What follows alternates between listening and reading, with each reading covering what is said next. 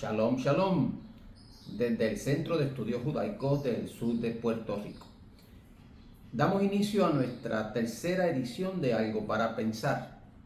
Si usted ha tenido la oportunidad de ver la primera y la segunda, pues obviamente se le va a hacer mucho más fácil poder tener el enlace con el contenido que vamos a discutir en el día de hoy. Perdón. Vamos a hacer unas referencias a unas citas que se le atribuyen a algunos rabinos del primer, segundo, tercer y cuarto siglo. Según vayamos avanzando, yo le voy a decir a qué época pertenece cada cual. Por lo pronto, escuche esta. Quien lleva a un pagano al conocimiento de Dios es como si hubiera creado una vida. Escuche bien. Quien lleva a un pagano al conocimiento de Dios es como si hubiera creado una vida. Esta cita que usted acaba de escuchar alude a las acciones proselitistas judías, no solo del primer siglo, ni del segundo, ni del tercero, sino que se extiende al cuarto y casi quinto siglo. Simón ben Yohai, contemporáneo de Rabí Judá II, lo expresa con una fuerza imponente. Escuche ahora cómo dice: Señor del mundo, Rahab salvó 2 vidas y tú las recompensaste salvando muchas vidas. ¿Cuánto más puedo esperar de salvación cuyos padres han llevado a tantos extranjeros a ti?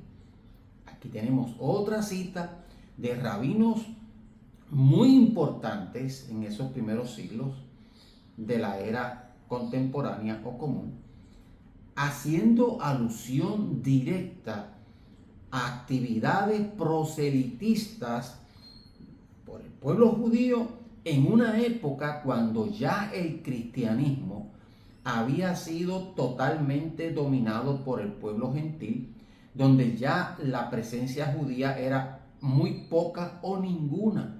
Y a pesar de esa imponente fuerza del cristianismo, los judíos aparecen realizando acciones proselitistas en el territorio del imperio. Los prosélitos, sin lugar a dudas, en la mentalidad judía de aquella época, gozaban de una dignidad eminente. Era clara la actitud de los líderes judíos en cuanto a esto que nos ocupa. Rabí Hanina, quien vivió a principios del siglo IV, dice: los pueblos malvados se salvan por los méritos de un prosélito que cada año se levanta en medio de ellos. Vuelvo a enfatizar. Preste atención, por favor, a la enorme importancia que los rabinos más importantes de la época, los más prominentes, le atribuyen a las acciones proselitistas y a las conversiones de los paganos al judaísmo en una época cuando el cristianismo y el judaísmo caminan en los mismos lugares y en el mismo tiempo. Los prosélitos se vuelven por conversión en personas iguales a los judíos de esa época.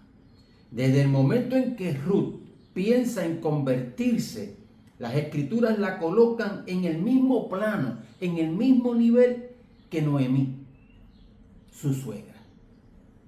Luego vamos a dedicar un poco de tiempo, que quizás no va a ser ni hoy ni mañana, al por qué los rabinos y las comunidades judías en las diferentes sinagogas que hay en los diferentes países asumen unas actitudes, un cierto grado de animosidad hacia el gentil. Eso tiene sus razones y vamos a buscar la manera de atenderlas en su momento.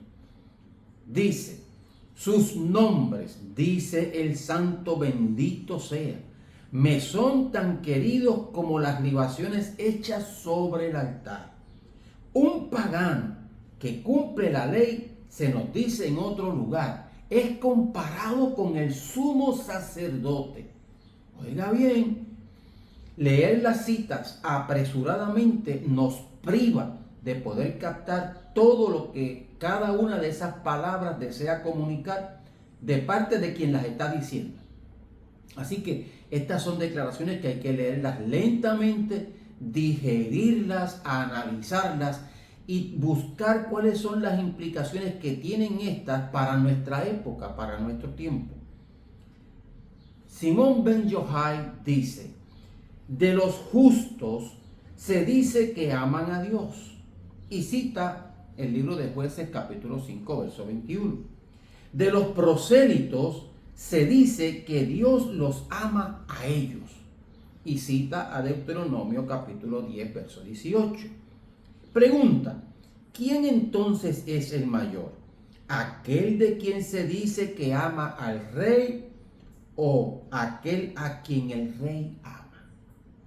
Además, existe una exigente obligación sobre Israel de ser activo en el proselitismo. El extranjero no debe quedarse afuera. Cuando se juntan prosélitos, uno los repele con la mano izquierda, pero los atrae con la derecha. Vamos ya concluyendo con la siguiente aseveración.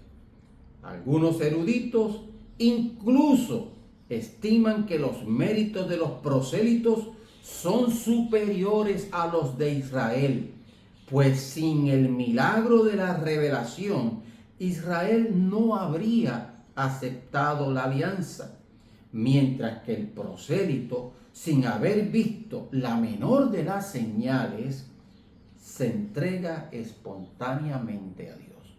Estas son algunas citas que hemos compartido con ustedes con el objetivo de dejar claro que aunque reconocemos los puntos válidos que tienen aquellos que hablan a favor del cese del proselitismo, la realidad histórica que hallamos en el segundo, tercer y cuarto siglo, que es donde estamos enfocando nuestro análisis, nos dice que los judíos siguieron proselitando a pesar de la presencia cristiana que había en ese mismo lugar o en esos mismos lugares.